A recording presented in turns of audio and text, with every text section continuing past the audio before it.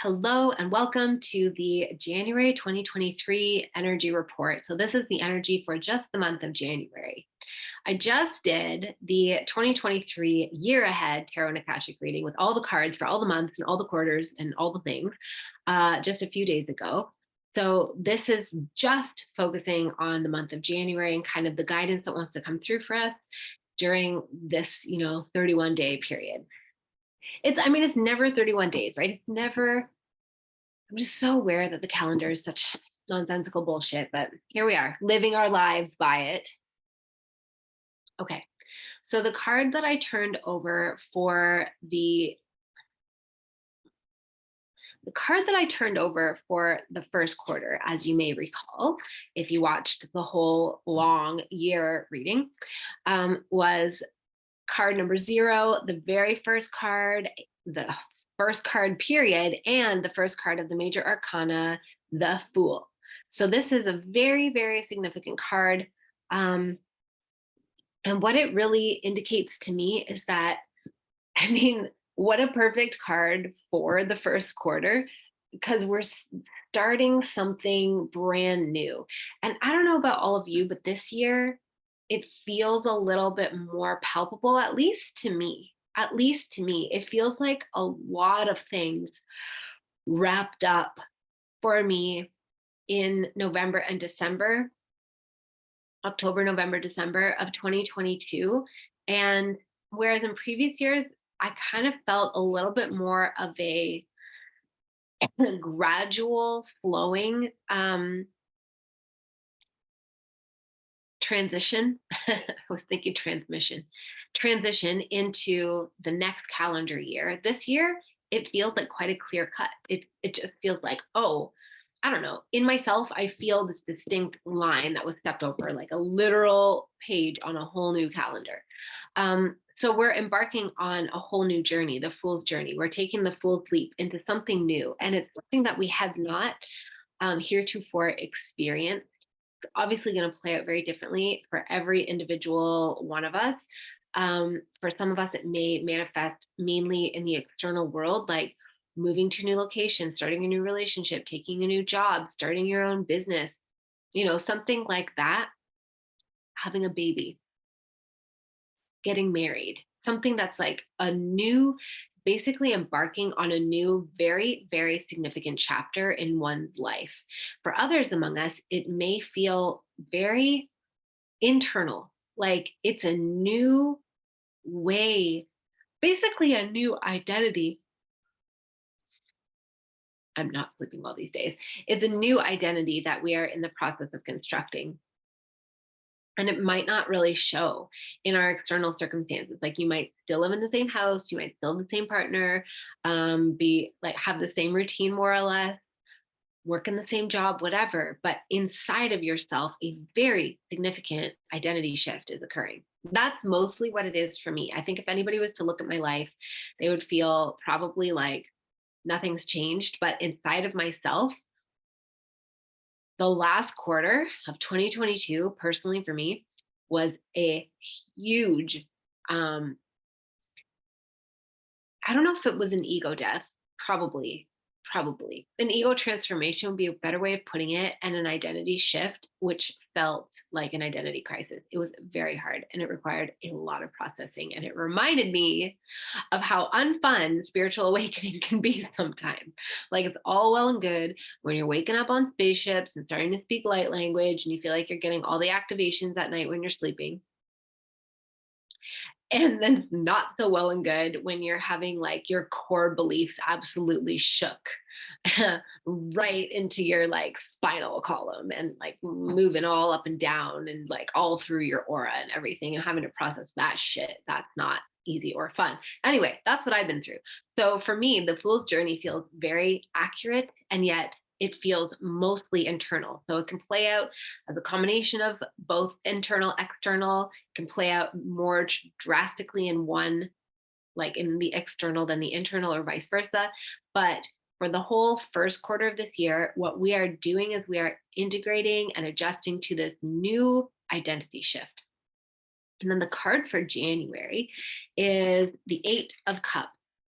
So this is a minor arcana card, which I kind of love them, honestly. Like major arcana cards are, I love them too, but it's sort of a relief sometimes to get the minor arcana cards, because it's like no matter how big it feels, you get to rest assured that the stakes aren't actually that high. Like it can feel like on a drama level, it can feel like major arcana level drama, but it's minor arcana drama level, meaning that in a couple of years, you won't even remember it, maybe even sooner.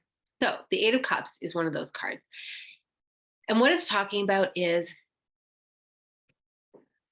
basically cutting our losses and releasing the emotional attachment to something that we have been dragging along.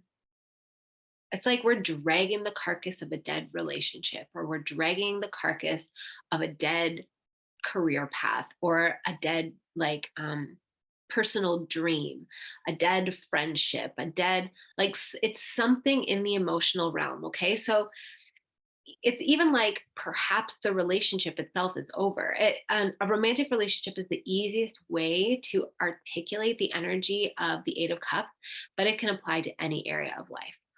But like, let's say that, you know, you're like super in love with your ex, and technically the two of you broke up like 10 months ago, and yet you emotionally have been clinging to the idea that this can be fixed, that this can work, that the two of you are soulmates, that you're going to get back together at some point, that this is just one chapter in the whole novel of your love story. And you kind of been like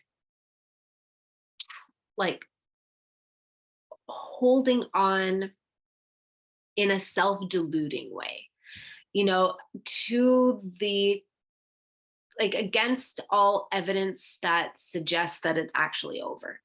You know what I mean? Um, like you're holding out hope that they're going to come back around. Like even if they've moved on and that they're dating somewhere else, you're like holding out hope, or holding on to the belief or whatever, that that person isn't the right one for them and they'll figure it out. I remember in my 20s, I was such a cliched mess in the romantic relationship department. It's a disaster. And I remember doing this with one particular person. Just like we weren't even together. And yet I was thinking about him all the time.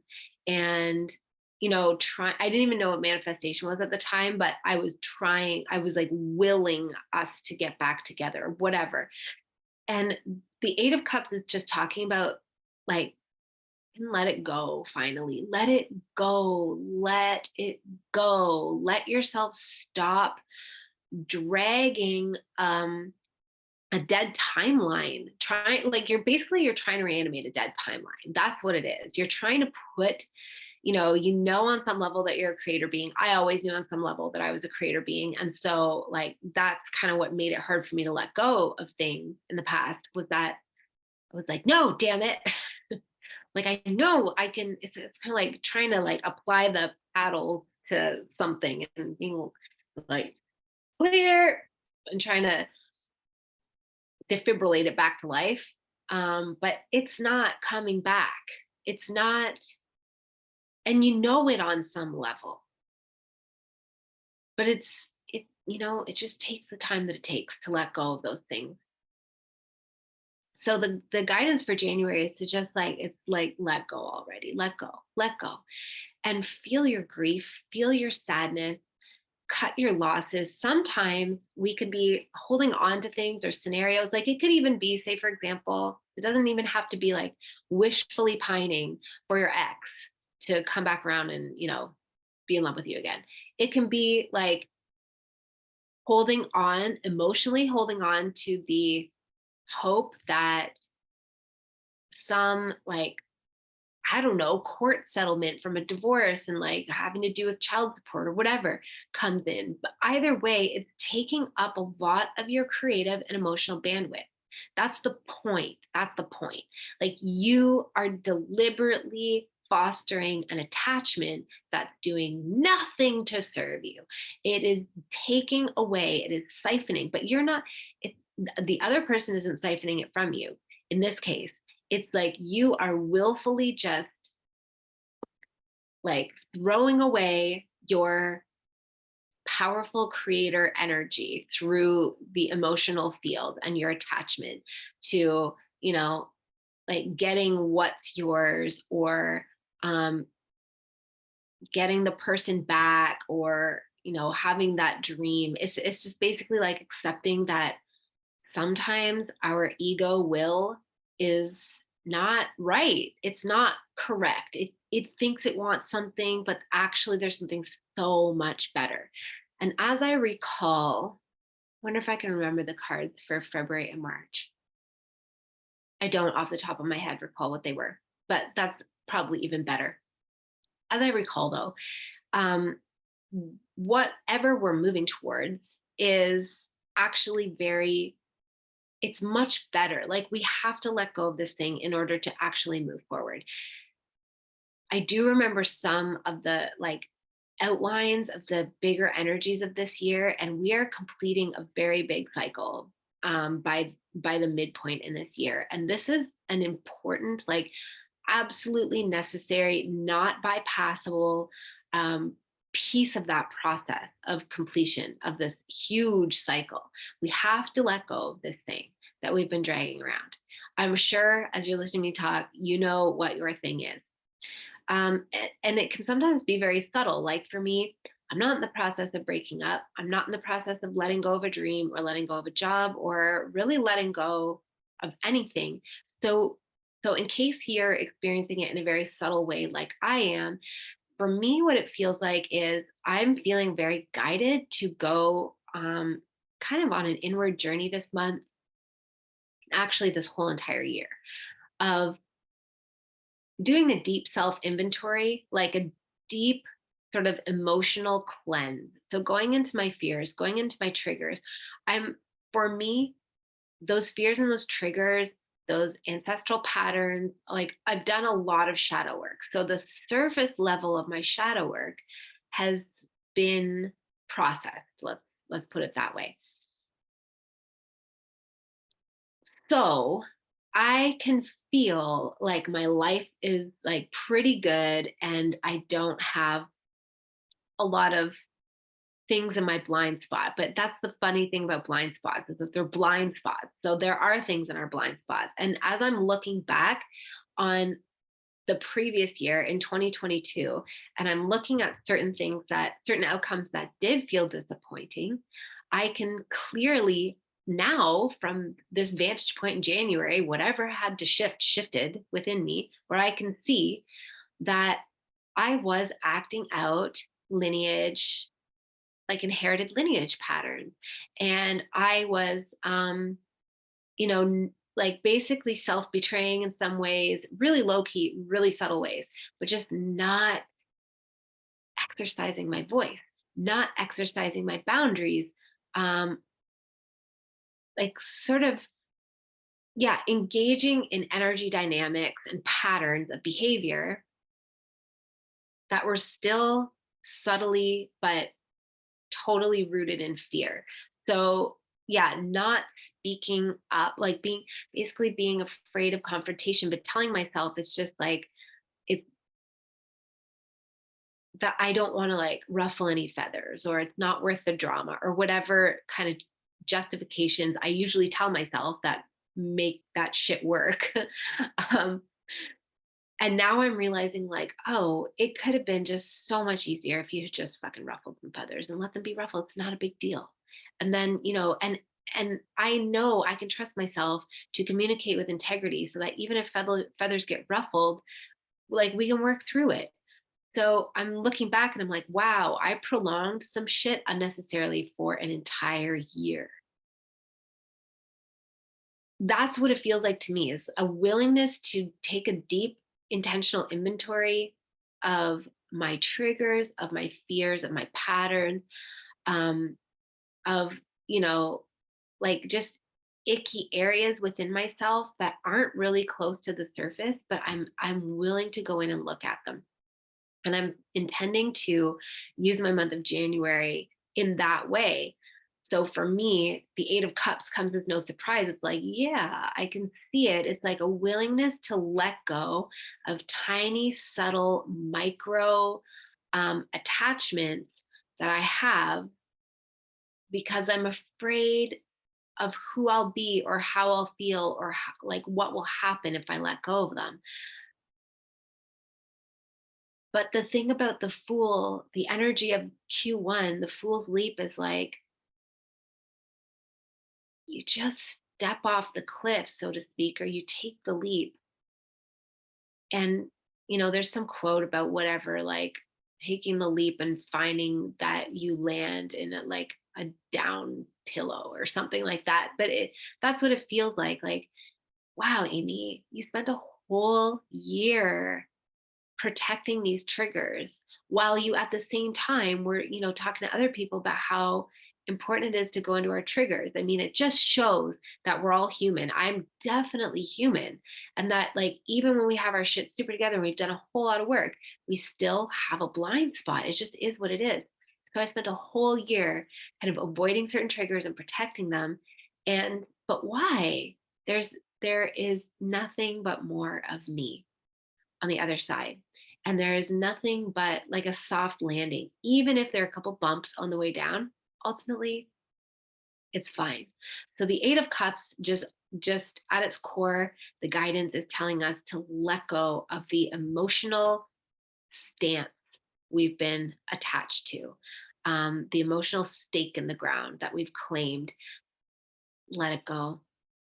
Let our ideas of how things need to be just dissolve, stop protecting ourselves, and just finish releasing all that. I like I said, for me, that process really started in Q4 of 2022. So I feel like now I'm just like releasing the residue of it, just almost like I took out the compost and now I'm cleaning out the compost bin itself, washing away that like stank, sour, rotten produce smell. The juice, blah. Um, so I feel like a lot of the hard work has been done for a lot of us. I know I've been in conversations with some of my friends who have reflected the same thing back to me, that really in the final month of 2022, it was like we were just closing out stories, um, letting go of previous kind of emotionally based narrative perceptions of like different relationship dynamics, relationships with our parents or our siblings or our friends or whatever, just like putting all that old shit to rest because it takes up so much of our bandwidth. And we have really powerful shit to do this year, y'all. Yeah. Let me just see if there's any kind of light language transmission that wants to come through. Te e haroki I sorati urki orwa antaya oro orati arki antoati arki orwa ha ianatai o ki aya ishniate orana ana ana tirwa iba inanwati iki a hoya bishni riaki torwa a hoyo a bisirwa te arwa hinto oya a sintoya arwa ki a oyo ti irka.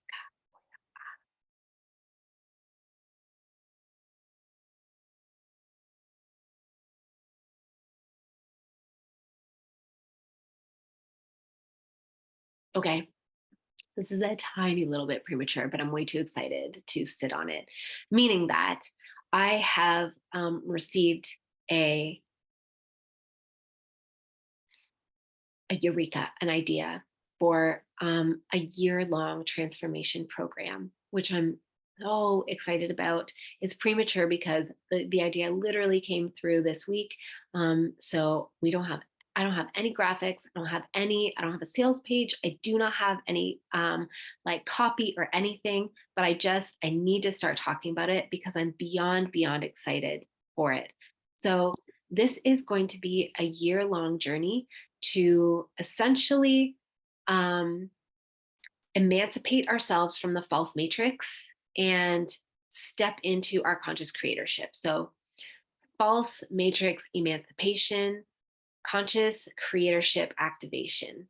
And it's going to take us on a journey through like 12 chakras, as well as 12 dimensions of consciousness, so that we can clear out the bullshit programming that we have received from this false matrix system that,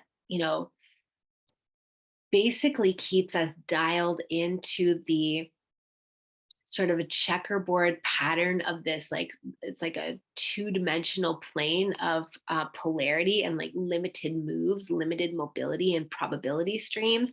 And it also keeps us limited, like with a false glass ceiling of how much our consciousness can expand and how high we can ascend. But the way that I'm really feeling called to guide people through this is even within every module. So like, every month of the year will be devoted to a different chakra and a different dimension. And all the gifts and all the trauma, all the shit that goes with each one.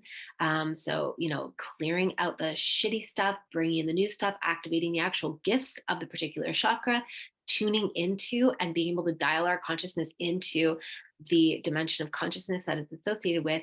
Every single one of these is going to be anchored in the heart space and a connection, a direct connection with the field of pure, unspeakable love that is like God, the God source creator, the creator. And really, what this is meant to do is initiate us into our own creatorship as mini creator beings that were designed by God to be these creators and to therefore be able to, it touches on manifestation, because even though manifestation is such a like a new agey concept, what it's really talking about is that it's acknowledging that things can be so much better than what we have been default programmed into by the social structures and the like governmental structures and the media programming, all the ways that we are programmed. It can be so much better than this. It can be so much better than this false matrix BS. And that's what manifestation is acknowledging.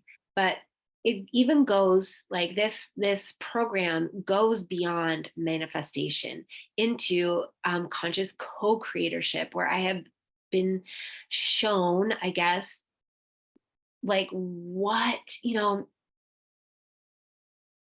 to use the sort of new agey term, new earth, but it's not, it's outside of the new age. It's beyond the new age. It's beyond any frames of understanding that would limit it.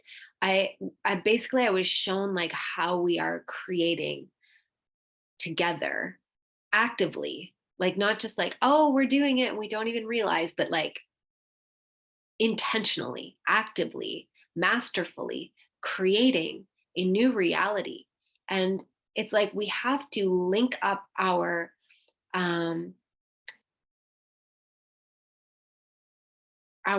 reality streams sort of through these telepathic networks and these heartopathic networks. There's different levels of telepathy, one through the sacral, one through the heart, and one through the third eye, that we need to connect at in order to like actually create here together. And I've been shown how to do that. So I'm inviting you all to join me in this. It has to be an entire year, because like true transformation takes time. I committed to something 9 months ago in March, and it completely transformed things for me, completely and utterly. So I'm it has to be a year. It's going to be easy, it's going to be beautiful, it's going to give a framework for us to basically like reacquaint ourselves with the profound levels of our power, so that we can step into that creatorship and emancipate ourselves from the false matrix, so that even though we still have to interface with the false matrix, we are not nagged on it. We are not leaking our energy to it. We're not imprisoned by it. This does not have to be a prison realm. This gets to be a free and sovereign realm of the highest forms of creation. So this program has been designed to be accessible to all people and to have 3 different levels at which you can participate. So as I said, I don't even have like a website. I don't have a link or anything to give you at this time. But if you are interested, then please comment. If you're interested in the information, please comment on this video or send me an email at amy@thenorthstarguidance.com. And I will send you the information as soon as I can kind of summarize it in a document form so that you can look over it. But I'm just too excited. I have to welcome you in now. And then I also wanted to tell you that I am collaborating with my brilliant friend, mentor, my favorite astrologer, and another extremely gifted channel, Christina Luna. We are working together to create a 12-week container, a 12-week program to activate your channel. And it's inviting in those of you who feel like you know that you have a message that wants to come through you that needs to be shared with other people, whether that is in your literal, like physical community, your real life network, or it's online in some capacity. It could be a podcast, it could be a YouTube channel, it could be social media. It could be just utilizing other people's platforms. It doesn't matter. However, it's just that feeling like there's something that is supposed to come through you, but you're not confident in, like, you feel like it's all here, or like you get it, the message is there, but when you go to speak, it just is like blah, and you get so nervous when you go to start that you just, you know, you either you don't start, or you sort of start stopping, and you're not putting anything out there. So we're creating a 12-week guided experience for you to come in and learn how to harness your channel and participate and practice it within the safety of the group. And I'm really excited to invite you into that. So at some point, I will put a link in the description box of this and get it out where people can find it. But unfortunately, I'm not that organized yet. William has been super sick this week, and I had slept probably a total of 2 hours every night for the last 3 nights. So you're getting me as I am, very real, very not having all my ducks in a row. But if you're interested in that, please let me know in the comments, by email, some way, and I will get the information to you. Okay, that's it. I hope that you have the most amazing, the most beautiful month of January, releasing a bunch of emotional baggage, shit you don't need to carry around anymore. And I'm looking forward to the feeling of lightness on the other side that we will all have. Okay, love you so much. And I'll catch you on the next energy report. Bye.